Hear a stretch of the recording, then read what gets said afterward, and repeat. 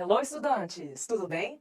Muito prazer em revê-los, muito prazer em revê-las. Eu sou a Fernanda Cerdeto, sou professora de História, também contemplando aqui as ciências humanas. E hoje nós vamos pensar novamente os diálogos entre as ciências humanas, as linguagens e a redação, que é a sua primeira etapa de provas no Enem, o seu primeiro domingo. Tudo bem? E a considerar essa proposta, hoje eu trago para vocês aqui uma conversa sobre a abordagem do Enem de 2022 acerca do meio ambiente. Vamos comigo? Aqui, na prova azul, foi o meu referencial, tá? Meio ambiente, tema contemplado pela prova de linguagens e pela coletânea de textos da redação. Veja você que a coletânea de textos para a produção de texto trouxe 4 textos. E é curioso o quanto eles dialogam entre si, quando trazem a ideia de povos identitários, quando falam com carinho de povos quilombolas e indígenas principalmente, e em momento algum deixam de salientar questões relacionadas ao meio ambiente. Percebe? É como se tratasse de uma discussão de aspectos intrínsecos uns aos outros, tá? Indissociáveis. Inclusive, nós temos acompanhado pela imprensa recentemente discussões acerca dessa ideia, né, de não se dissociar discussões políticas tangentes aos povos indígenas das questões tangentes ao meio ambiente, não é mesmo? Aqui, na questão 31, eu trouxe para você também, com base na prova azul, um trecho da obra Romance de 30. Eu vou abrir com detalhes lá na frente para a gente saber, tá? Vamos comigo? Avançando aqui. Com base na prova azul, nós reparamos então a discussão tangente ao meio ambiente aqui, no texto 4, Carta da Amazônia, texto da coletânea de redação. Vamos nele? Aos participantes da 26ª Conferência das Nações Unidas sobre Mudanças Climáticas, COP26, não podia ser mais estratégico para nós, povos indígenas, populações, comunidades tradicionais brasileiras, reafirmarmos a defesa da sociobiodiversidade amazônica, neste momento em que o mundo volta a debater a crise climática na COP26, uma crise que atinge em todos os contextos os viventes da Terra. Aqui a gente não está falando só de Amazônia, a gente está pensando então as savanas, estamos pensando o Himalaia, estamos pensando a Cordilheira dos Andes, estamos pensando todo o planeta Terra, percebe? Povos diversos, etnias diversas, e é claro que isso vai gerar impactos econômicos, isso vai trazer, meninos, meninas, focos de pandemias. Observem as últimas tendências que vivenciamos, os medos que temos alimentado em torno dessas catástrofes. Vamos continuar no texto. Nossos territórios protegidos e direitos respeitados são as reivindicações dos movimentos sociais e ambientais brasileiros, entre outros ativistas que a gente tem em todo o globo terrestre, em esfera internacional, tratando também de temas tangentes ao meio ambiente, celebridades envolvidas, empresas envolvidas, pensando nessa lógica também da sustentabilidade, não como modismo, não só como algo que possa ser interessante para o capitalismo, mas pensando na sobrevivência de todos nós e todas nós. E ainda, não compactuamos com qualquer tentativa e estratégia baseada somente na lógica do mercado, com empresas que apoiam legislações ambientais que ameaçam nossos direitos e com mecanismos de financiamento que não condizem com a realidade de nossos territórios, como eu lhes falei. Propomos o que temos de melhor, a experiência das nossas sociedades e culturas históricas, construídas com base nos nossos saberes tradicionais, ancestrais, além de nosso profundo conhecimento da natureza. Notem esse trecho, o quanto ele, então, é subsidiado pelo conhecimento oriundo das ciências humanas. Percebeu? Olha o diálogo entre as linguagens e as ciências humanas no contexto da produção de texto, da redação elementar para você que vai fazer o Enem. E que já fez também, né? Você viu aí as suas experiências. E aqui finalizando, inovação para nós não pode resultar em processos que venham a ameaçar nossos territórios, nossas formas tradicionais e harmônicas de viver e produzir. Daí a ideia da sustentabilidade. A Amazônia Brasil, 20 de outubro de 2021. Entidades signatárias, que quer dizer as entidades que então concordam, subsidiam, patrocinam, auxiliam e endossam toda essa causa. Avançando? Veja você, a questão 31, ainda de linguagens. Era o êxodo da seca de 1898, tratando-se, portanto, de um contexto relacionado à Caatinga, no Nordeste brasileiro, no final do século XIX.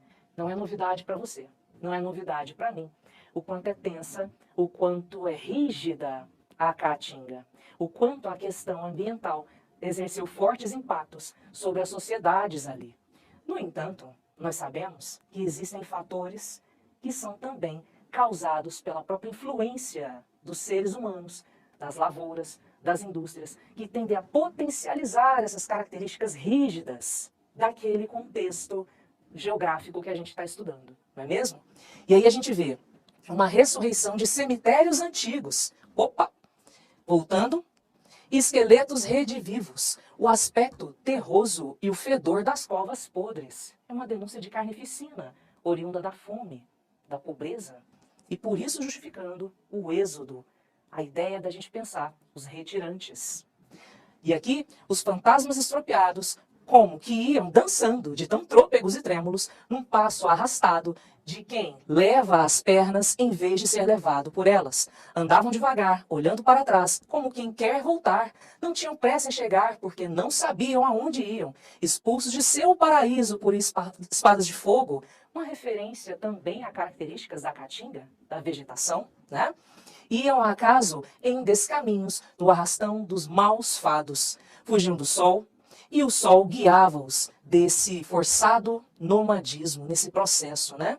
Adelgaçados na magreira cômica, cresciam como se o vento os levantasse, e os braços afinados descia-lhes aos joelhos de mãos abanando. Vinham escoteiros, menos os hidrópicos, de acite consecutiva à alimentação tóxica, com os fardos das barrigas alarmantes. Uma outra denúncia aqui. E aí pensando as questões sanitárias, pensando verminoses, pensando o contato com entes da natureza da caatinga, até pela própria alimentação, como forma de matar a fome, né? Não tinham sexo, nem idade, nem condição nenhuma. Eram os retirantes e nada mais. Perda da dignidade. E aqui, os recursos composicionais que inserem a obra no chamado romance de 30 da literatura brasileira manifestam-se aqui em qual dos aspectos? Olha lá.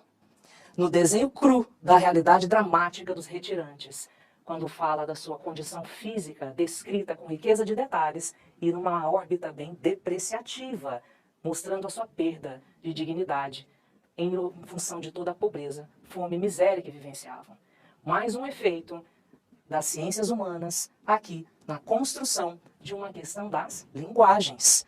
E avançando com você, as ciências humanas contemplando o meio ambiente na mesma prova em 2022. Vamos comigo? Olha só, a questão 46 e a questão 50. Eu as trouxe como referência, como exemplos, mas buscando ali, questão por questão, eu percebi o tema das questões ambientais em outras abordagens também. Vamos lá? Avançando aqui na prova azul, eu referencio essas duas questões aqui, analisando com você a partir da competência de área 3, tá? Que traz a ideia de compreender a produção e o papel histórico das instituições sociais, políticas e econômicas, associando-as aos diferentes grupos, conflitos e movimentos sociais. E o objetivo, o que nós vamos trabalhar aqui dentro dessa proposta, analisando essas questões. Nós vamos fazer muito isso aqui, meninas, meninos. Nós vamos comparar diferentes pontos de vista presentes em textos analíticos e interpretativos sobre situação, fato de natureza histórico-geográfica, olha só, aspecto quase que indissociável na humanas, tá? Acerca das instituições sociais, políticas e econômicas. Avançando, veja você aqui, na questão 46, também da prova azul. Espera resignado o dia 13 daquele mês, porque em tal data, usança avoenga lhe faculta sondar o futuro, interrogando a providência.